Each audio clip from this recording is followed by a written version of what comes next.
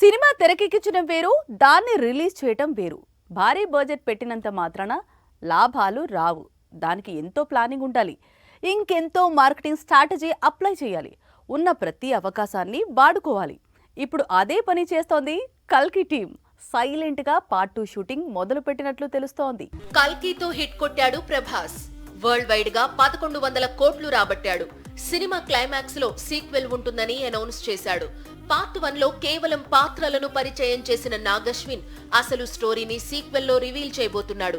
అందుకే కల్కి 2 కోసం ఈగర్ గా వెయిట్ చేస్తున్నారు ఫ్యాన్స్. కల్కి 2 వచ్చే ఏడాది రిలీజ్ అవుతుందని క్లారిటీ ఇచ్చాడు నిర్మాత అశ్విని దత్. ప్రభాస్ వర్సెస్ కమల్ హాసన్ సీన్స్ ఓ రేంజ్ లో ఉంటాయని తెలిపాడు. దానికి తగ్గట్లే ఈ సినిమా షూటింగ్ సైలెంట్ గా జరిగిపోతున్నట్లు ఇండస్ట్రీ వర్గాల టాక్. ప్రభాస్ లేని సన్నివేశాలను కల్కి టీం తెరకెక్కిస్తుందట. ఆల్రెడీ భారీ సెట్టింగ్స్ సిద్ధంగా ఉన్నాయి. వాటిలోనే చిత్రీకరణ జరుగుతుందట.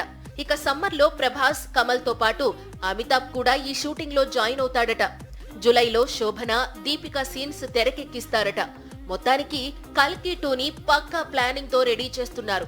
2026 జూన్ లో ఈ సినిమా రిలీజ్ అయ్యే అవకాశం పుష్కలంగా కనిపిస్తోంది.